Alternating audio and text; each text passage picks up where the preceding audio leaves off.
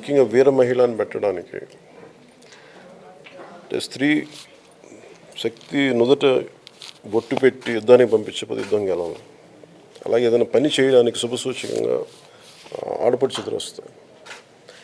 అలాగే పాలిటిక్స్లో ఎప్పుడు కూడా నిజంగా పోరాటం చేయగలిగే సత్తా ఉన్న వాళ్ళేమో వెనకాల ఉండరు. గొంతేసుకొని పడిపోవటమే ఇప్పుడు దాకా చూసాం. కానీ నిజంగా ఒక ఐడియలిస్టిక్ స్ట్రెంగ్త్ తోటి ఒక బలమైన భావజాలంతో నిజమైన వీరమహిళలు ఎక్కడి నుంచి వస్తారంటే సగటు కుటుంబాల నుంచి వస్తారు.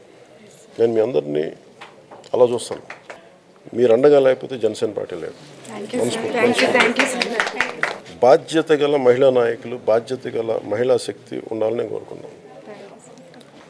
ఇది నోటికి వచ్చినట్టు తిట్టేసే వాళ్ళు కాకుండా బాధ్యతతోటి ఒక పాలసీ మీద అవగాహన ఉన్నవాళ్ళు, చదువుకున్న వాళ్ళు, పోరాటం చేయగలిగే వాళ్ళు, పోరాట సత్తా ఉన్నవాళ్ళు మనస్ఫూర్తిగా మీలో నుంచి ఇది కేవలం నా ఒక్క స్వార్థం కోసం, మన పార్టీ కోసం సమాజం బలోపేతం అవ్వాలి. ఇప్పుడు చూడండి ఎంత బాధ్యత రాహిత్యంతో మాట్లాడతారో. 1-2 మానభంగాలు జరిగితే దానికి ఇంత రాద్ధాంతం చేస్తారు. ఇది రమీజాబీ కేసు ఉంది, మీ అందరికీ ఐడియా ఉంటుంది. ఎస్పెషల్ మీ అందరికీ రమీజాబీ కేసు ఎమర్జెన్సీ టైంలో నల్లకుంట పోలీస్ స్టేషన్లో జరిగింది. అది చిన్నప్పుడు స్కూల్కి వెళ్తున్నప్పుడు మా నెల్లూరులో టీబీ హాస్పిటల్ ఎదురుగా ఎప్పుడు ఉండేది రమీజాబీ దోషులను శిక్షించండి. ఆ రోజున ఏ ఒక్కరు అనలా, ఒక రేపేగా ఒక మానభంగమే కదా అన్నమాట. కానీ ఇప్పుడున్న కాంటెంపరీ లీడర్షిప్స్ ఎలా ఉన్నారంటే లీడర్షిప్ 1-2 జరుగుతుంది పట్టించుకోకుండా. ఈ మైండ్ సెట్ మారాలి. ఈ స్పృహ ఉంటే తప్ప మనకి బయటికి రాదు. ఈ స్పృహలు అంటే అలా మాట్లాడాలంటే భయపడాలి ఎవరైనా సరే. అలాగే నాకు సుగాలి ప్రీతి ఇన్సిడెంట్ ఎంత బాధ కలిగిస్తుంటే, ఒక ఆడబిడ్డకి అన్యాయం జరిగితే ఎవరు కూడా దాన్ని పట్టించుకోరండి. ఒక తల్లి ఎందుకు తిరగాలి? ఒక దివ్యాంగురాలు తన తల్లిని ఎందుకు తిరుగుతూనే ఉంటుంది? అన్ని పోలీస్ స్టేషన్లు తిరిగి అక్కడ తిరిగి ఇక్కడ తిరిగి అంటే మన అంత చలనం లేని సమాజం అయిపోయింది.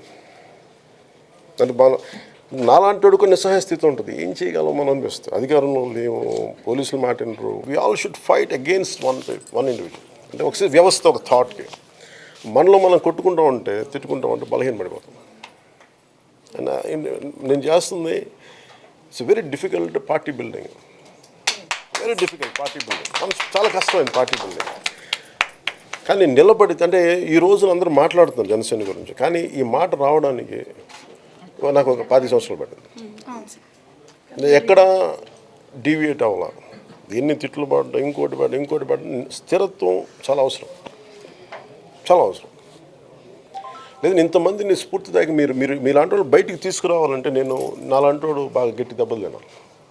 నా భావన ఏముంటుంది, ఒక విలువ కోసం నిలబడ్డాం, దెబ్బలు తిన్నాం కానీ సాధించాం. సో అందరూ నాకేం చెప్పేదంటే, బాబు మీ జనసేన పార్టీ వీర మహిళలు అంటే మాకు భయం వేస్తున్నాను. ఆ స్థాయికి వచ్చేసాం.